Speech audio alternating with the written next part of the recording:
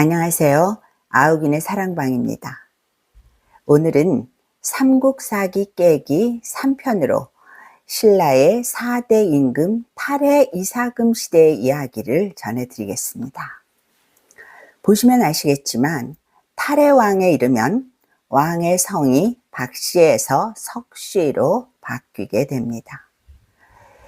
3대 유리왕의 유언에 따른 일이라고 되어 있는데 왕이 계승의 우선순위를 혈육이 아닌 능력에 둔 것이니 놀라지 않을 수 없습니다. 찬찬히 보시고 구독과 좋아요, 알림 설정으로 응원해 주시면 큰 힘을 얻겠습니다. 탈해 이사금 00년. 탈해 이사금이 왕위에 오르니 이때 나이가 62세였다. 성은 석이고 왕비는 아효 부인이다. 탈해는 본래 다파나국에서 태어났는데 이 나라는 외국의 동북쪽 천리 밖에 있었다. 처음 그 나라 왕이 여국왕의 딸을 아내로 삼았는데 임신한 지 7년 만에 큰 알을 낳았다. 왕은 사람이 알을 낳았으니 상서롭지 않다. 버리는 것이 마땅하리라고 말하였다.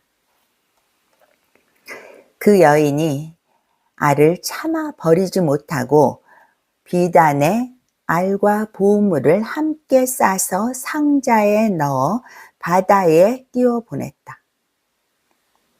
그것이 처음엔 금광국 해변에 닿았으나 금관 사람이 이를 괴이하게 여겨 거두지 않았다.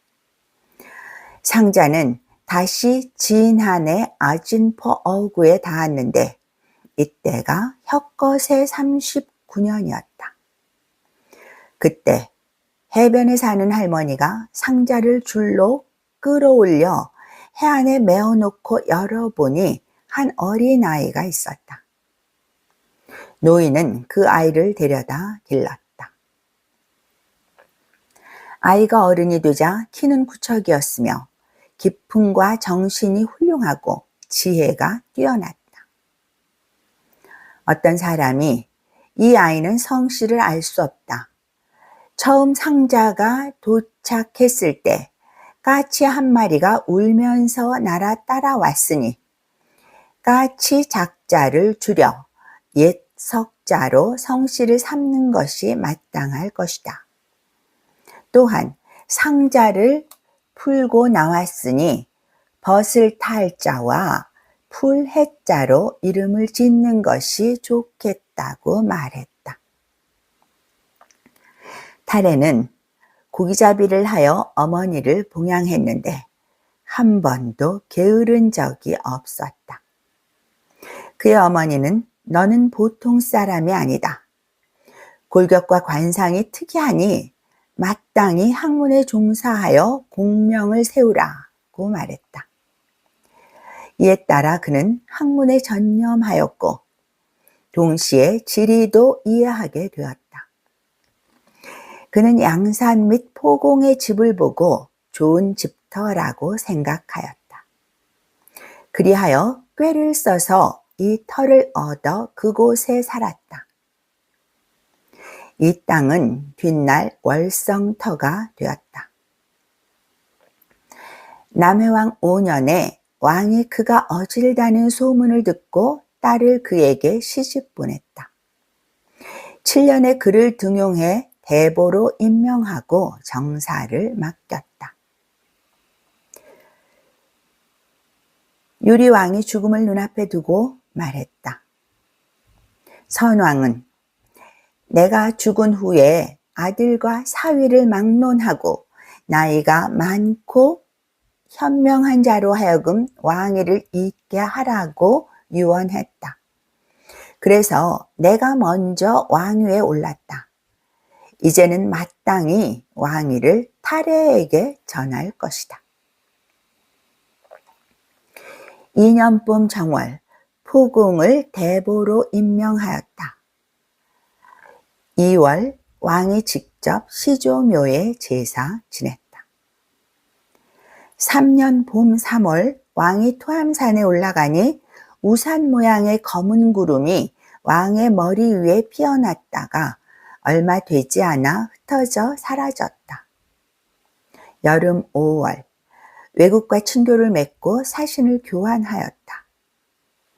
6월에 천선성좌에 혜성이 나타났다. 5년 가을 8월 마한장수 맹소가 보감성을 바치고 항복하였다.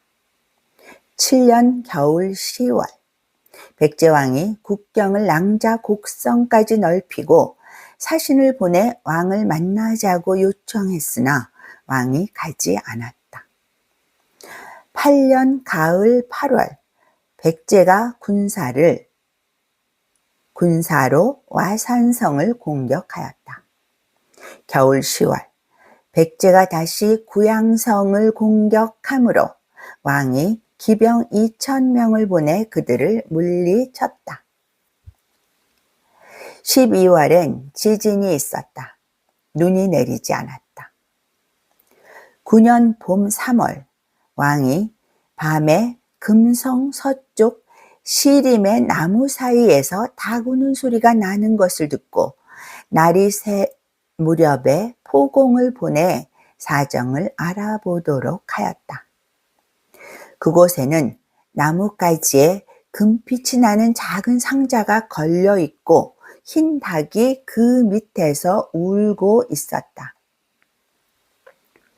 포공이 돌아와 이를 보고하였다. 왕이 사람을 보내 그 상자를 가져와 열게 했는데 그 속에는 어린 사내아이가 들어 있었고 그 아이는 자태와 용모가 뛰어났다. 왕이 기뻐하며 측근들에게 이 아이는 하늘이 내게 아들로 준 게 아니겠느냐라고 말하고 아이를 거두어 길렀다. 아이는 자라면서 총명하고 지략이 뛰어났다. 그의 이름을 알지라고 했으며 그가 금빛 나는 상자에서 나왔기 때문에 성을 김씨라고 하였다. 시림을 고쳐 게림이라고 부르고 이를 국호로 하였다. 10년 백제가 와산성을 공격하여 빼앗고 200명을 그곳에 거주시키며 수비하게 하였으나 곧 이 땅을 다시 빼앗았다. 11년 봄 정월 박씨의 귀척으로 하여금 국내의 주와 군을 나누어 다스리게 하였는데 그 직위를 각각 주주와 군주라고 불렀다. 2월 순정을 이벌찬으로 임명하여 정사를 맡겼다. 14년 백제가 침범하였다. 17년 외인이 목출도를 침범하였다. 왕이 각간 우호를 보내 방어토록 하였으나 승리하지 못하고 우호가 죽었다. 18년 가을 8월 백제가 변경을 약탈함으로 군사를 보내 막았다. 19년 큰 가뭄이 들었다. 백성들이 굶주림으로 창고를 풀어 구제하였다. 겨울 10월 백제가 서쪽 변경의 와산성을 공격하여 빼앗았다. 20년 가을 9월 군사를 보내 백제를 공격하여 와산성을 다시 빼앗았다. 백제에서 와서 살고 있던 사람 200여 명을 모두 죽였다. 21년 가을 8월 아찬 길문이 가야공사를 상대로 황산진 입구에서 싸워 1,000여 명을 죽였다. 길문을 파진찬으로 삼아 전공에 해당하는 상을 주었다.